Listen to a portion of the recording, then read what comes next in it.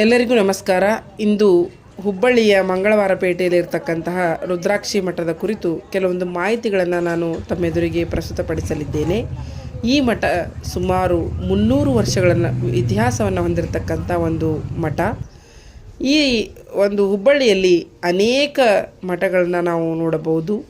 ಉದಾಹರಣೆಗೆ ಸಿದ್ಧಾರೂಢರ ಮಠ, 3000 ಮಠ, ಹೀಗೆ ಇದರಲ್ಲಿ ರುದ್ರಾಕ್ಷಿ ಮಠವು ಕೂಡ ಒಂದು. ಇಲ್ಲಿ ಒಬ್ಬ ಸ್ವಾಮೀಜಿಯವರ ಗದ್ದುಗೆಯನ್ನು ನಾವೀಗ ನೋಡೋಕ್ಕೆ ಹೋಗ್ತಾ ಇದ್ದೀವಿ. ಕೆಳಗಡೆ ನೀವು ನೋಡ್ತಾ ಇದ್ದೀರಿ ಈ ವಿಡಿಯೋದಲ್ಲಿ. ನಾವೀಗ ಈ ಸ್ವಾಮೀಜಿ ಗದ್ದುಗೆ ಅಂತಕ್ಕಂಥದ್ದು ಕೆಳಗಡೆ ಅಂದರೆ ನೆಲಮನೆಯಲ್ಲಿ ಇರತಕ್ಕಂತಹ ಒಂದು ಗದ್ದುಗೆ ಇದು. ಆ ಗದ್ದುಗೆಯ ಮೇಲೆ ಶಿವನನ್ನು ಇರತಕ್ಕಂಥ ಶಿವನ ಮೂರ್ತಿ ಇರತಕ್ಕಂಥದ್ದನ್ನು ನೀವು ನೋಡ್ತಾ ಇದ್ದೀರಿ. ಮಹಾ ತಪಸ್ವಿ ನಿರ್ವಿಕಲ್ಪ ಸಮಾಧಿಸ್ಥರಾದ ಬಸವಲಿಂಗ ಮಹಾಶಿವಯೋಗಿಗಳ ಒಂದು ಸಮಾಧಿಯನ್ನು ನೀವು ನೋಡಿದ್ರಿ.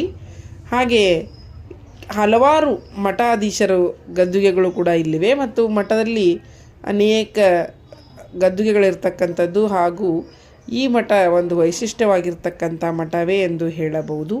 ಇಲ್ಲಿ ಕೂಡ ಅನೇಕ ಸ್ವಾಮೀಜಿಗಳು ಆಗಿ ಹೋಗಿದ್ದಾರೆ.